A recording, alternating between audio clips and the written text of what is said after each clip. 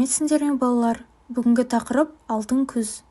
Бірінші тапсырмада сурет берілген. Сол суреттің жанындағы сұрақтарға жауап бер. Суретте табиғаттың қай мезгілін бейнелейді? Екінші сұрақ: суретте қай түс басым? Үшінші сұрақ: қандай табиғат өзгерістерін байқадың? Жарайсыңдар балалар, бұл күз мезгілі. Суреттегі басым түс ол сары түс, себебі жапырақтардың барлығы сары түспен боялған. Суретте өзгеріс көп, жапырақтар сары түске айналып жерге түскен. Келесі тапсырмада екі өлең жолдары берілген. Екі өлеңнің қайсысы қандай деген сұраққа жауап береді, анықтаймыз. Дұрыс жауабы: алтын, сары, қызыл, көк, алуан жапырақ, күздегі бақта күлімдеп, көз тартады атырап. Келесі тапсырмада екі сурет берілген. Күз туралы екі суретке де ортақ қандай ерекшеліктерді байқадың? Екі суретте де күз мезгілі берілген. Бірінші суретте аспан көгілдір, күн көзі ашық, жарқыраған сары жапырақтар, жерге төгілген күз бейнесі.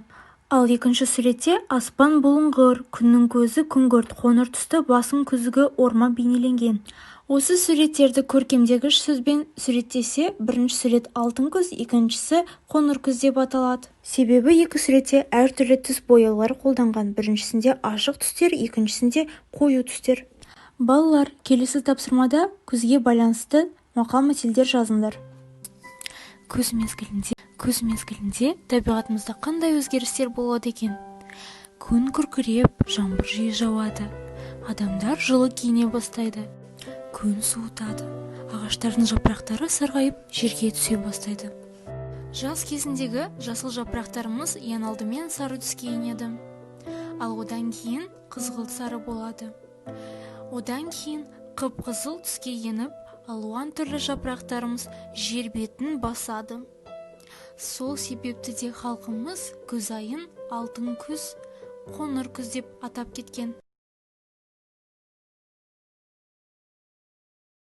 Ал енді бүгінгі сабағымызға кері байланыс жасаймыз. Бірінші суретті таңдасаң, бәрін түсіндің деген сөз. Ал егер екіншісін таңдасаң, әлі де көп білгің келеді дегенді білдіреді. Ал егер үшіншісін таңдасаң, көмекті қажет етемін дегенді білдіреді.